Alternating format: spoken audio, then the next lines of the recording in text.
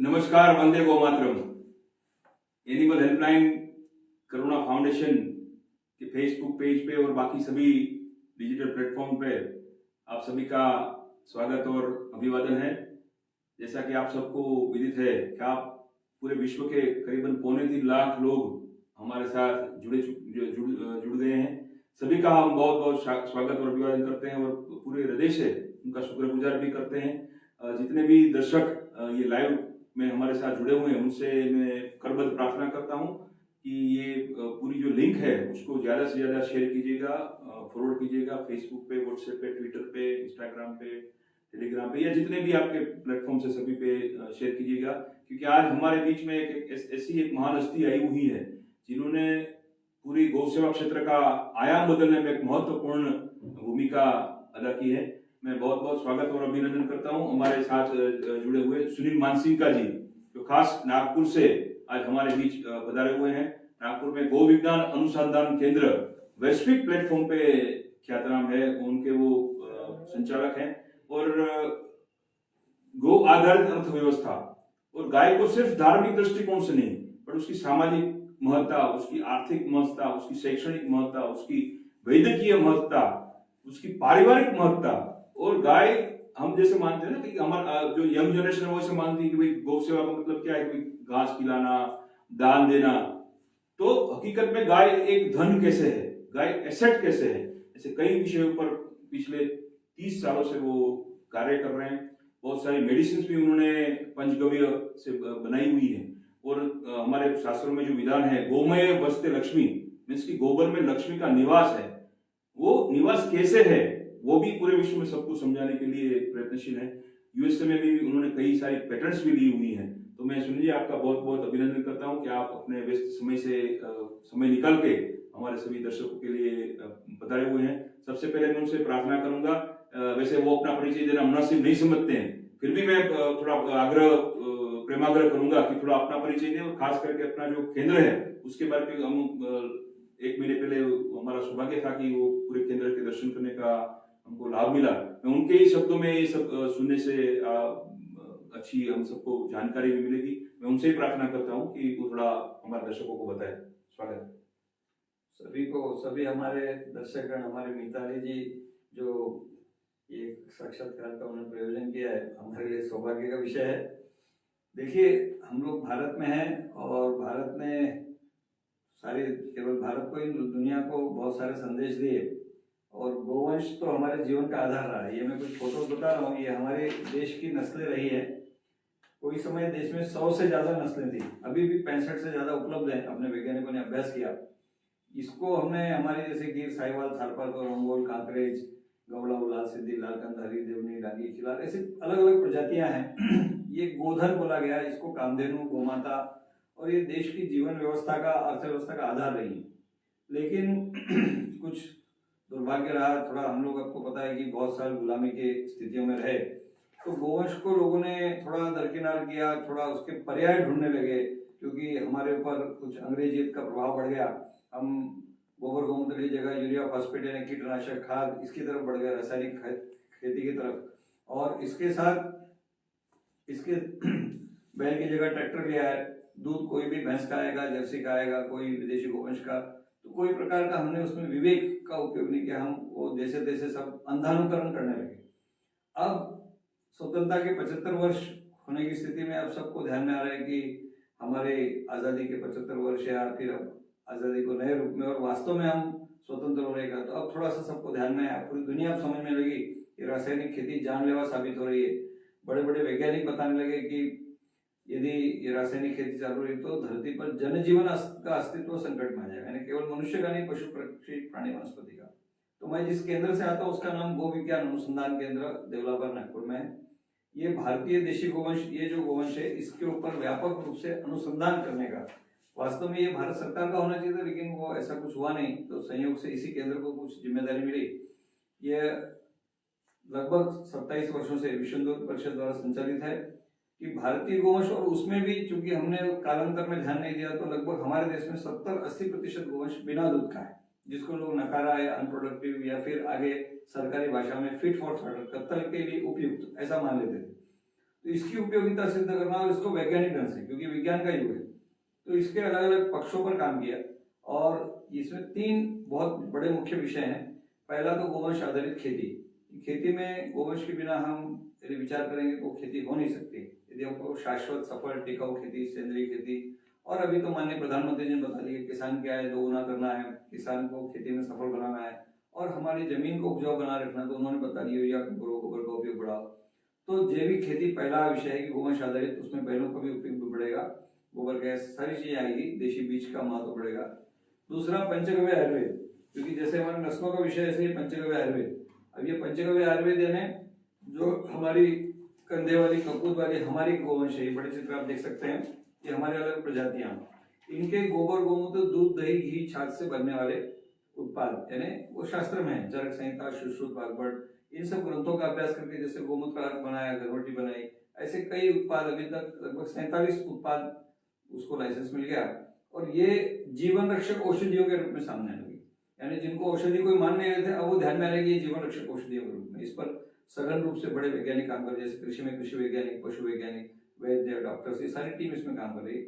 और इसके साथ साथ ये सब करते समय हमारे देशी नस्ल का जो विशेष महत्व है कि हमारी नस्ल, जिसको अंग्रेजी में बॉस इंडिकस या जिगो कैटल बोलते हैं, और ये पश्चिम की जो जर्सी, होल्स्टीन फ्रीजियन है, इनका संकरीकरण जो करके जो भी यहाँ बिगाड़ा गया, तो इनमें क्या दुर्गुण है, हमारे में क्या विशेष गुण है और हमारी कितनी टिकाऊ है। तो ये 3 विषयों में विशेष रूप से, और फिर उसके अन्य उत्पाद गोबर से और अलग अलग चीजों से, ये सब काम गोविज्ञान अनुसंधान केंद्र पिछले 27 वर्षों से कर रहा है। और इसमें सबसे बड़ी बात है कि गोवंश के आधार पर व्यक्ति अपना जीवन यापन और बहुत श्रेष्ठता से लोगों को रोजगार की दृष्टि से, और आज हमारी युवा पीढ़ी जो वैसे परेशान है आज की आधुनिक विभीषिकाएं, और उसमें खास करके जो उनको कार्य करने के और आगे का एक उज्जवल भविष्य यदि वो गोवंश में देख सकते हैं, तो ये काम गोविज्ञान अनुसंधान केंद्र उनको एक रोजगार की दृष्टि से और एक अच्छे, जिसको बोलते हैं मंगलमय जीवन की दृष्टि से, और इसके साथ साथ गो आधारित ग्राम विकास, मतलब हमारे यहाँ 6 लाख से ज्यादा गाँव है, तो ये गाँव के अंदर एक अच्छा,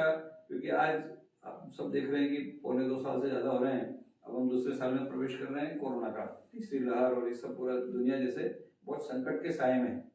तो इन सब स्थितियों से उबारना, एक व्यक्ति को आनंद का जीवन, एक जैसे वास्तविक, जिसको हम जीवन का सुख बोल सकते हैं, और एक दूसरे को सहायता करने का या मदद करने का, और एक दूसरे के जीवन को बढ़ाने का, उसको उत्थान करने का, तो ये सब गोवंश में निहित है। तो इसके आधार पर एक गोविज्ञान अनुसंधान केंद्र बिना दूध का लगभग अभी हमारे पास 2 जगह पर 850 के आसपास गोवंश है, इससे हम लगभग 150 लोगों को रोजगार दे पा रहे हैं। तो ये प्रक्रिया पूरे देश में कि गो आधारित स्वावलंबन आ सकता है, ये काम हम कर रहे हैं। बहुत बड़ी बात सुनील जी ने बताई कि जो गायें दूध देना बंद कर देती हैं। देखिए भाई, आप दर्शक मित्रों से मैं आपको एक सवाल पूछना चाहूंगा कि गाय कत्ल खाने क्यों जाती है। जैसे हम हमारा सबका एक चिंता रहती है कि भाई गाय को कत्ल खाने से बचाना है, ये करना है, वो करना है, ठीक है, बट उसके वो प्रश्न के मूल में हम जाए तो गाय कत्ल खाने क्यों जाती है, मोरलेस आप देखेंगे तो उसका एक ही आंसर होता है कि जो गाय दूध देना बंद कर देती है या आर्थिक रूप से बिन उपजाऊ होती है, उसका जो भरण पोषण है वो उसके जो पालक हैं वो नहीं कर पाते हैं, फाइनेंशियली उसको परोड़ता नहीं है, तो इसलिए वो चाहे उसको रास्ते पे छोड़ देते हैं या पांजरापुर गौशाला में एस्टैब्लिश करते हैं, या फिर कमनसीबी से वो कत्ल खाने जाती है। तीनों के सिवा कोई चौथा रास्ता अनफॉर्चुनेटली गौ माता के लिए नहीं होता है। तो भाई साहब ने एक बहुत अच्छी बात और बहुत बड़ी बात बताई कि उनके पास 800 के करीब गोवंश हैं जो कि दूध नहीं देते हैं, फिर भी उनके माध्यम से वो 150 लोगों को रोजगारी दे रहे हैं। तो आप समझिए कि गाय को देने की बात नहीं है, गाय से लेने की बात है, गाय का जीवन भी बचाने की बात है और गाय से प्राप्त करने की बात है। तो मैं तो ये समझता हूं कि पुराने जमाने में गाय को जो गौधन हम जो बोलते हैं, तो जो धन होता है उसको देने की बात नहीं होती, उससे कुछ लेना होता है, उससे कुछ प्राप्त करना होता है, उनकी कृपा हमको प्राप्त करनी होती है। मैं तो कई बार बोलता हूँ कि भाई जो हमारे कृष्ण थे, बालकृष्ण, वो सीधा आंचल से दूध पीते थे। तो मेरे नम्र मंतव्य से उसका पर्पस ये था हम सबको बताने का कि गाय का दूध इतना कीमती है कि सीधा आपको प्राप्त करना चाहिए आंचल में से। और दूसरी उसकी बात ये भी थी कि गाय जो है वो घर का प्राणी है, अगर वो आप उसको घर में रखेंगे तो ही उसके आंचल से दूध ले पाएंगे, वरना कैसे ले पाएंगे। अगर वो गौशाला में चली जाएगी या रास्ते पे घूमेगी या कहीं पे और होगी, उसका दूध आप प्राप्त नहीं कर पाओगे। तो अगर आपको स्वस्थ रहना है, आपको गाय का दूध पीना है तो ये घर का प्राणी है, उसको आपको घर के प्राणी जैसा या घर में उसकी व्यवस्था उसकी आपकी करनी चाहिए। दूसरे कृष्ण महाराज ने एक उसको हम माखन चोर भी बोलते थे। तो आप उसका आप दूसरा सिक्के की दूसरी बाजू भी आप देखिए, जो परम ये सृष्टि के सर्जक है उसको माखन चोरने की क्या बात है, उसको कोई जरूरत नहीं है। बट उसका उन्होंने ये माखन चोर के हमको एक बड़ा बहुत बड़ा मैसेज हमको दिया है कि माखन जो होता है, गाय का मक्खन, वो इतना कीमती है कि आपको चोरी करके भी खाना पड़े तो भी आप उसको खाना चाहिए। यही चीजें कृष्ण जी ने सभी जगह पे पंचगव्य के माध्यम से हमको खुले पैर वो गाय गौ माता को चराने जाते थे। और जो उनके पालक पिताजी से नंद जी, तो पुराने जमाने में जिनके पास 10 लाख गाय होती थी उनको ही नंद बाबा बोलते थे। तो गाय का सिर्फ धार्मिक महत्व नहीं, बट उसके मैंने पहले भी बताया कि उसका आर्थिक महत्व हम समझेंगे तो ही गाय बचेगी। और मैं तो ये बोलता हूँ कि गाय ये अभी का विश्व के सामने जितने भी चैलेंजेस है, जैसे भाई साहब ने भी बताया, विश्व के सामने जैसे कोरोना और बहुत सारी महामारियां जो जिनका हमने नाम भी नहीं सुना है, अपने स्वप्न में भी नहीं सोचा, ऐसी बहुत सारी महामारियों से अगर हमको बचना है तो गाय को बचाना पड़ेगा। आप गोविंदान के बारे में पूरे आपने कुछ पेटेंट भी रजिस्टर्ड करवाई है और आप पंचगव्य चिकित्सा का भी काम करते हैं, तो उनके बारे में भी हमारे दर्शक मित्रों को बताइएगा, क्योंकि कोरोना जैसी महामारी से पूरा विश्व भी जूझ रहा है, जैसे कैंसर हो गया, तो ये सब बीमारी क्यों आई और गौ माता इसको हम सबको इसमें से कैसे बचा सकती है? बहुत मार्मिक और बहुत महत्व का प्रश्न है। देखिए, भारत की जो पूरी जीवन धारा या रूपरेखा रहती है, हमारे यहाँ एक बड़ा अच्छा गीत होता है, यह कल कल बहती क्या कहती गंगा धारा।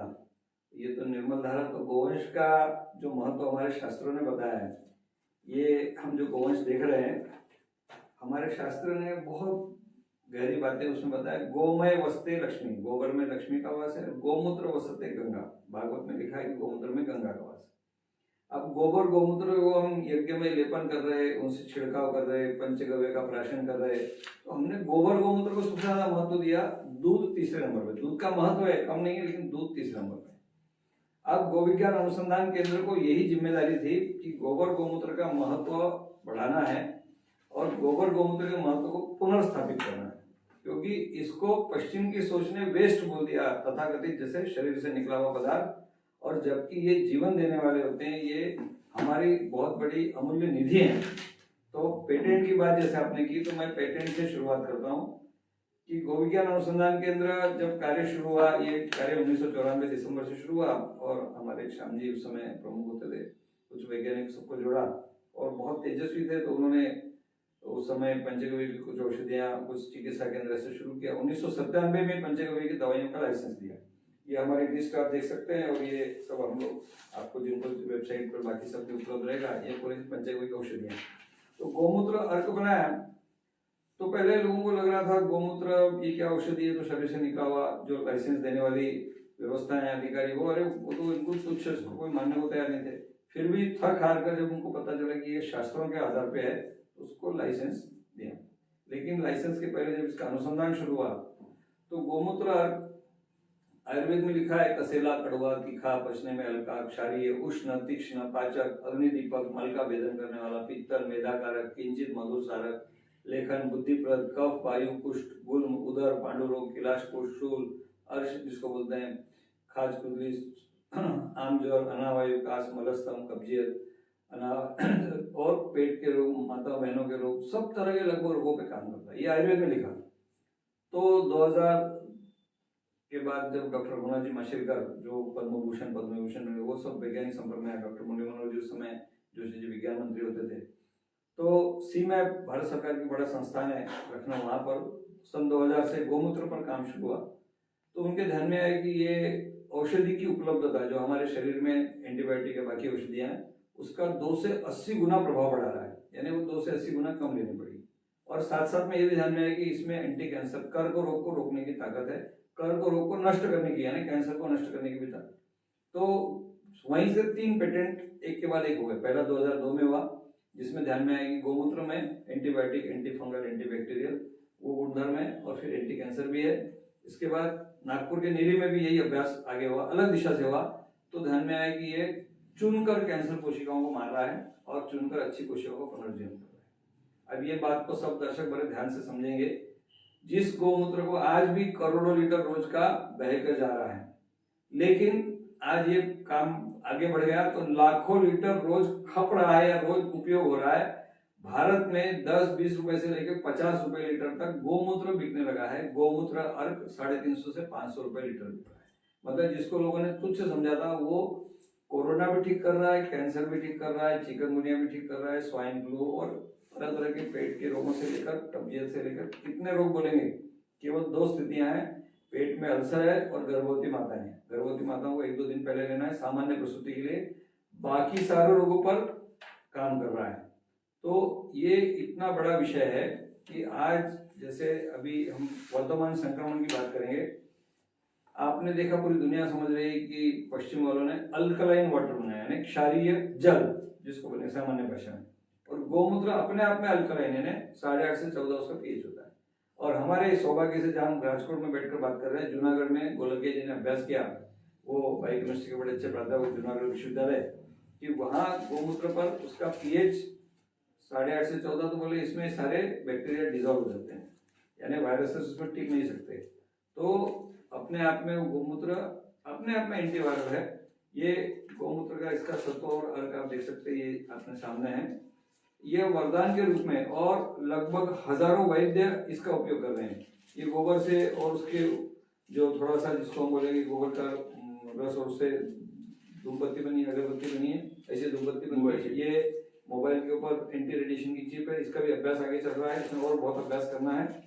और ये अभी विशेष करके दर्शक विशेष ध्यान देंगे सारे श्रोतागण, ये कंडे उपले हैं जिसका धुआं एंटीवायरल होता है, ये सिद्ध हुआ है। मेडिसिनल स्मोक रिड्यूसेबल बैक्टीरिया, हमारे यहाँ जैसे यज्ञ की परंपरा रही है, गोबर के कंडे, इसमें थोड़ी राल गूगल या केवल कंडे के भी धूप की, तो और ये गोबर से उपटन और उसकी साबुन बनी है, उसमें गोमय का रस बाकी पंचगव्य।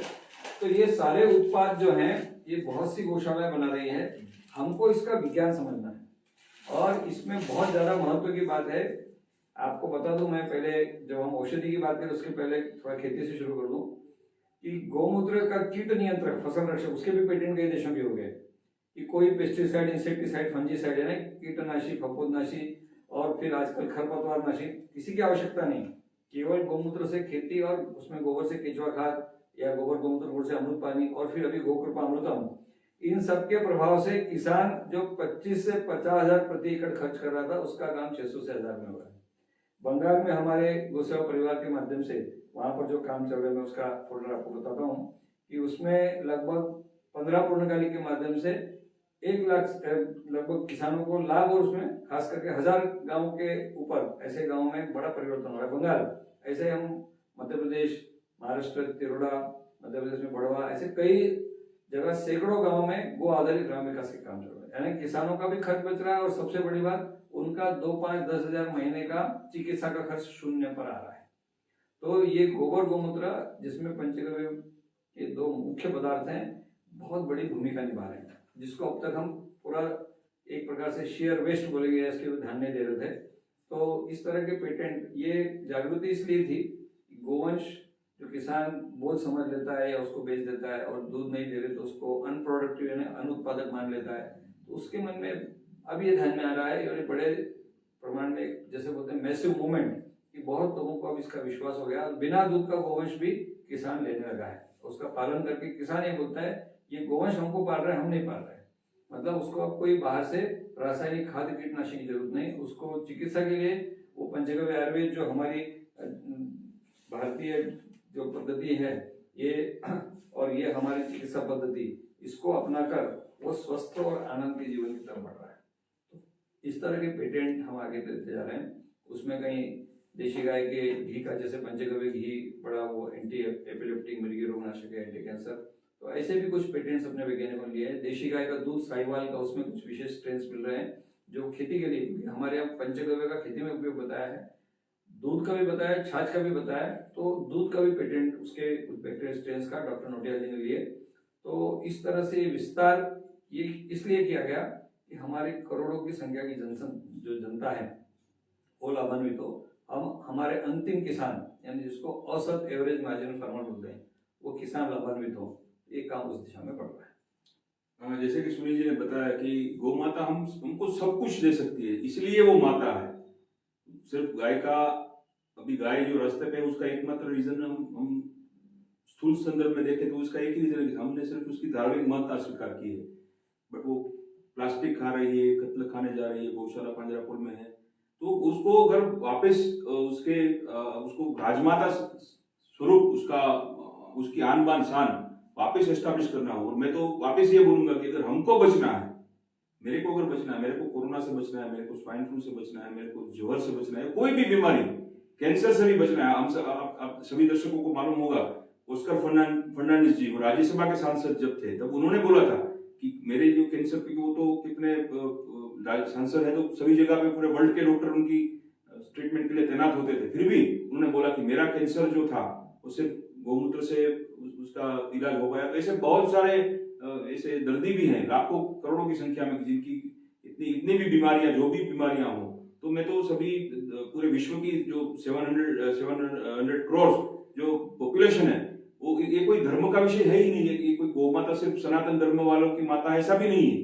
पूरे विश्व, गावो विश्व से माता रहो, तो पूरे विश्व की माता है। और माता क्यों है कि हमारे विश्व की जो 3 मेन समस्या भी है जिससे पूरा विश्व जूझ रहा है, वो चाहे मंदी हो, जैसे भाई साहब ने बताया कि 150 लोगों को रोजगारी प्राप्त करवा रहे हैं, और किससे प्राप्त करवा रहे हैं? 800 ऐसी गौ माता जो दूध देना भी उन्होंने बंद कर दिया है, ऐसी गौ माताओं को माध्यम बना के वो 150 लोगों को रोजगारी प्राप्त करवा रहे हैं। तो मंदी का भी पूरा इलाज है गौ माता के पास है। वो मादगी माने की जो बीमारियां, भाई साहब ने बताया कि कोई भी ऐसी बीमारी नहीं है जिसका इलाज पंचगव्य चिकित्सा पे नहीं है। उन्होंने तो बहुत सारी बुक्स भी लिखी हैं, तो वो भी उनकी वेबसाइट पे उनका आपको मिल जाएंगी, दर्शकों को हम प्राप्त करवाएंगे। तीसरा है वो मानसिकता। हमारे बोलते हैं कहावत है, जैसा अन्न ऐसा वन। तो जो प्राकृतिक खेती का भाई साहब ने जिक्र किया, गौ आधारित खेती का जो जिक्र किया, तो अगर उनसे पका हुआ अन्न हम खाएंगे तो हमारा मन भी संवेदनशील होगा, करुणामय होगा, तो हमारी मानसिकता भी पॉजिटिव सेंस में परिवर्तित होगी। और ये आतंकवाद और जो भी पूरा विश्व जिन प्रश्नों से जूझ रहा है, मानसिकता परिवर्तन के लिए भी बहुत बड़ा काम करेगा। वैसे आप एनिमल वेलफेयर बोर्ड के भी एक सम्मानीय सदस्य हैं, उस दिशा में भी, जीव दया के संदर्भ में भी कुछ हमारे दर्शकों को, या शाकाहार के संदर्भ में, या उसके दिशा में थोड़ा अपना मार्गदर्शन दें। बहुत अच्छी बात है।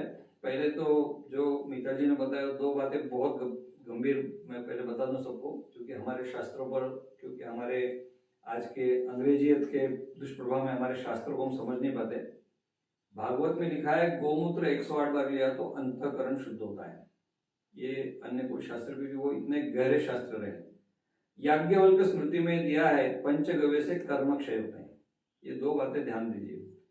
यानी हमारे अनुवंशिक रोग, कर्म क्षय का मतलब होता है पूर्व जन्मकृत दोष भी नष्ट होंगे, वो पंचगव्य में ताकत है।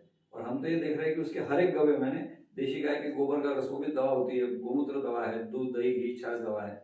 और ये हमारे शरीर पर और हमारे यानी चिकित्सा के लिए, हमारे मन पर, सब पर प्रभाव कर रही है। तो ये बहुत दूरगामी प्रभाव है, बहुत महत्व के हैं। यानी आनुवंशिक लोगों को, जैसे बोलते हैं कि भाई वो पिताजी को मधुमेह था, पिताजी को हृदय का रोग था, तो उसको भी आया, ये भी काटने की क्षमता पंचगव्य में। दूसरी बात, अब जब जीव जंतु बोर्ड की बात की है, तो जीव जंतु का नाम है भारतीय जीव जंतु कल्याण बोर्ड। तो जीव जंतु का कल्याण करना है। अब हम लोग जो उसमें विशेष करके कुछ वैज्ञानिक, कुछ वैद्य, ऐसा कुछ टीम उसके अंदर काम कर रही है, जो पिछले लगभग 5 साल हमको हो रहे हैं उसके अंदर।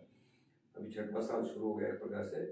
तो वो सब गोवंश के ऊपर ज्यादा केंद्रित, बाकी जीव के लिए हम काम कर ही रहे हैं।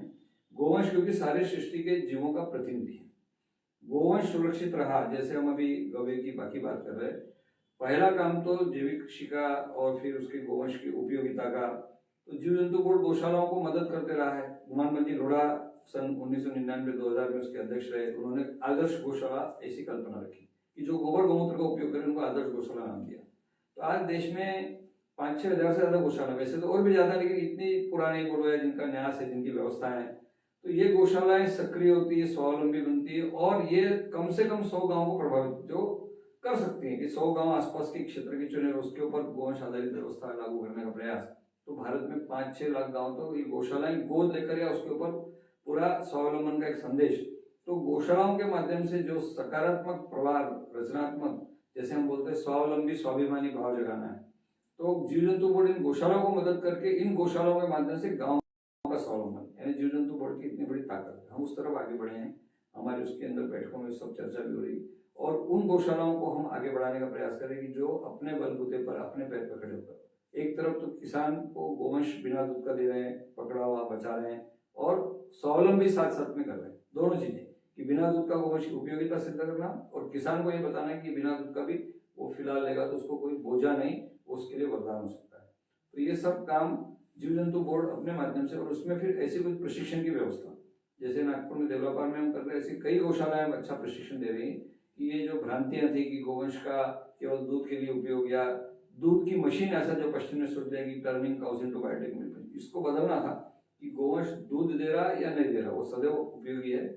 तो एक बात। दूसरी बात, अन्य प्राणियों की जब बात है कि हमारे यहाँ बिल्ली, कुत्ते, ऊंट, बहुत तरह तरह के प्राणी की हिंसक समाज बन गया है दुर्भाग्य से, अपने चंद सिक्कों के लिए, स्वार्थ के लिए, कहीं फिल्म से लेके कहीं कुछ भी काम के लिए वो प्राणियों को एक प्रकार से पीड़ा देते हैं, यातना देते हैं, या उनको एक प्रकार से चोट पहुंचाते हैं, नुकसान पहुंचाते हैं, या फिर कभी हमारे औषधि में जैसे क्लिनिकल ट्रायल या कुछ बात होती है, एनिमल ट्रायल की बात करते हैं, हम पूरा प्रयास कर रहे हैं कि ये सब जगह की हिंसा तत्काल बंद। और हमारा एक करुणामय, क्योंकि ये में हम जिस इतने बड़े महत्व के करुणा संस्थान से बात कर रहे हैं, जो उन्होंने पूरे राज्य में, गुजरात में और पूरे देश में कि करुणा की लहर फैला दी है, कि आज करुणा फाउंडेशन ने इतनी गाड़ियां, इतने उसके एक प्रकार से प्राणियों की रक्षा के रथ ही बोल सकते हैं उनको, एम्बुलेंसेस, और फिर वहाँ पे माननीय पशुपालन मंत्री जी के माध्यम से पूरे देश में। तो जीव जंतु बोर्ड इसमें सदैव सक्रिय है। हमारा पूरा प्रयास है कि उसको और ज़्यादा पैनापन, ज़्यादा सक्रियता से, और राज्यों के जीव जंतु बोर्ड वो भी सक्रिय हो जाएं। इसमें हमारे, मुझे बोलने में संकोच नहीं, गिरीश भाई शाह का उनका प्रयास है कि वो हर गांव तक ये जीव जंतु बोर्ड की शाखा हो सकती है, उसका कार्य हो सकता है।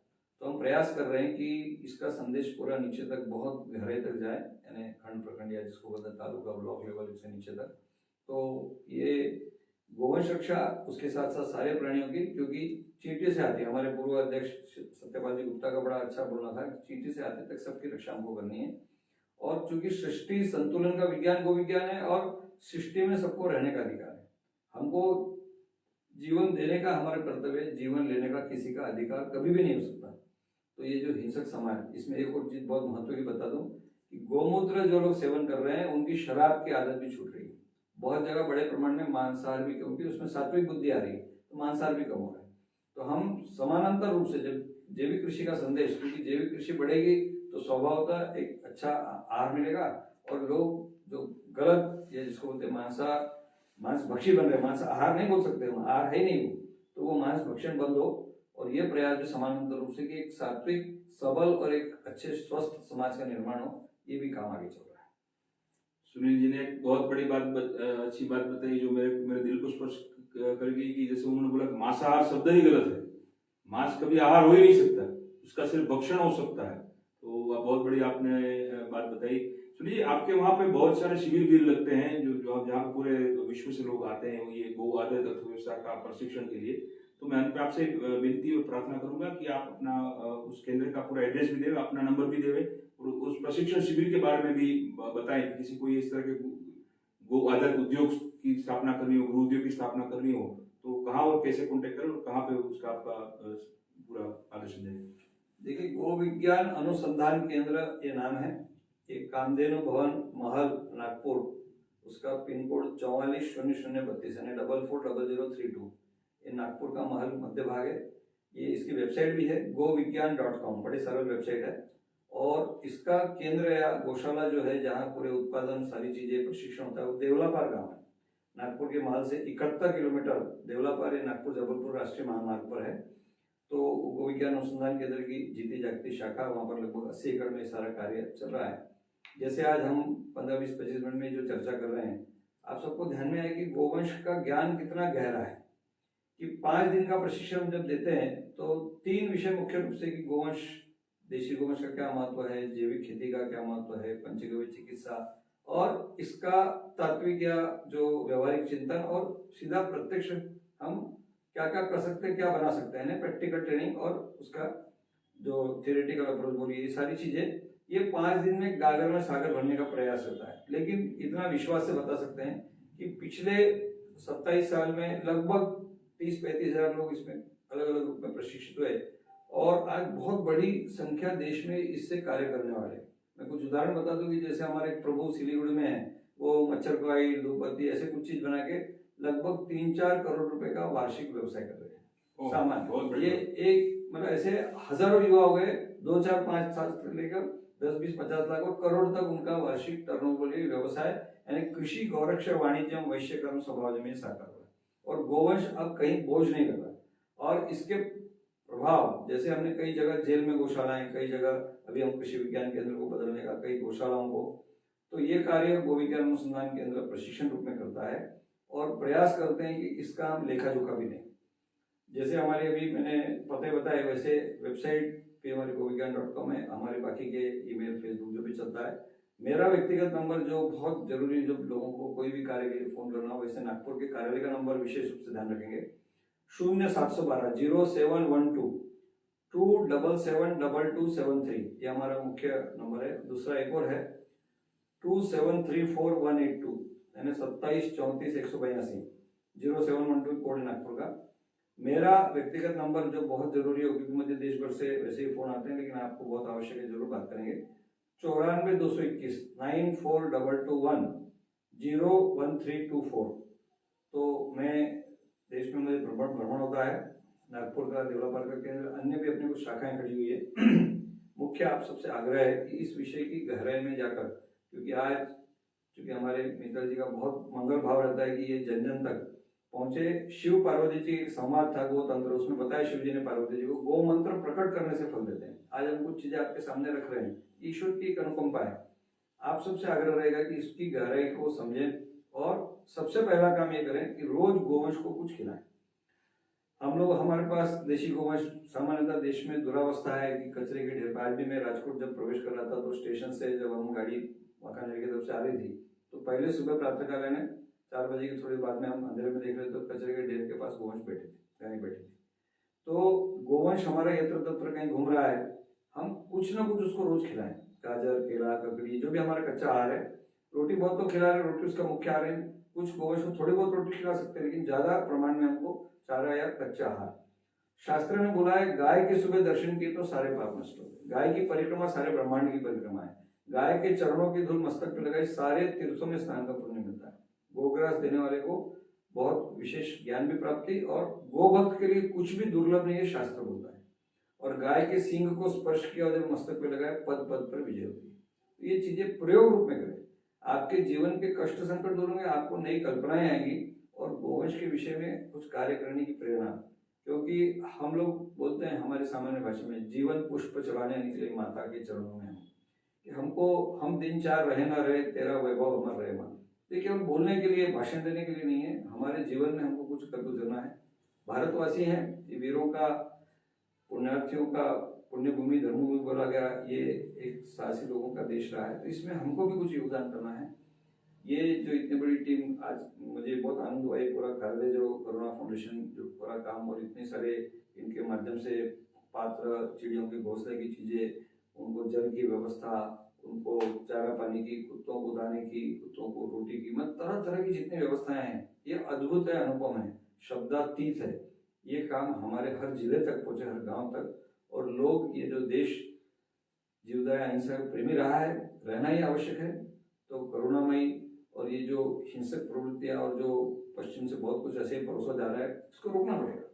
तो इसलिए हम जागरूक बने, और ये गोवंश की सेवा से शुरू होगा, तो हम सारे पशु पक्षी प्राणी की तरफ हमारा दया भाव, और हम उसमें, और वो जीवन का आनंद।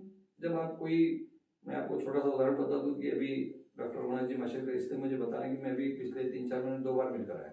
ये विश्व के विशेष वैज्ञानिक हैं, क्योंकि अभी पीछे ये विश्व वैज्ञानिक फोरम के अध्यक्ष भी पुनः रहते हैं। तो इन्होंने बताया कि ये एक जगह कहीं बैठे थे, ऊपर से एक चिड़िया कुछ उसको जख्म हुई, वो नीचे गिर गई।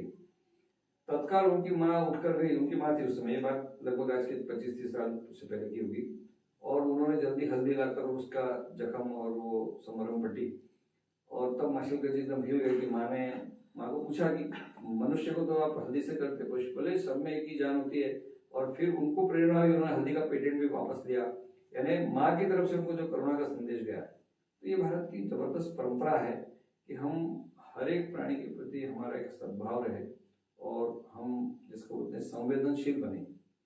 तो ये बहुत आवश्यक है। तो मुझे लगता है कि इन विषयों में आपकी सबकी रुचि भी बढ़ेगी और आप ज़्यादा से ज़्यादा लोगों को प्रचार प्रसार करेंगे कि पंचगव्य की औषधियाँ, इसके अंदर कितने वैद्य काम कर रहे हैं, पशु चिकित्सक काम कर रहे हैं। देश भर में हम नेटवर्क को बढ़ाने का प्रयास कर रहे हैं। ये चैनल अपने आप में बड़ा महत्व का है कि जिसमें लगभग 3.25 लाख के आसपास लोग जब जुड़ गए तो पूरे देश दुनिया में जो संदेश जा रहा है तो ये संख्या करोड़ों में पहुंच जाए और एक व्यापक प्रभाव और जो सबको बाध्य करे कि गोवंश भारत का भविष्य तय कर सकता है, भारत की दिशा तय कर सकता है। उसको सही रूप में हम गोधन, जो उत्तर प्रदेश, छत्तीसगढ़, मध्य प्रदेश ऐसे कई प्रदेश है जहाँ गोवंश यत्र घूम रहा है, जैसे बोलते हैं उपेक्षा का शिकार है और लोगों को बोझ लग रहा है। तो ये भाषाएं बदलनी है, ये हमारी सक्रियता से बदलेगी। तो हमको इसके अंदर अच्छे प्रकल्पों में योगदान करना, इसको आगे बढ़ाना, हमारा तन मन धन ये सब जैसे बोलते हैं सब कुछ दांव पर लगा कर गोवंश बचाना है। एक मैं अंतिम संदर्भ देता हूँ कि हमारी बहन बोलो जो भी ईसाई महिला है जुडिथ करके अमेरिका की, उन्होंने पुस्तक लिखी काउ सेव द प्लेनेट।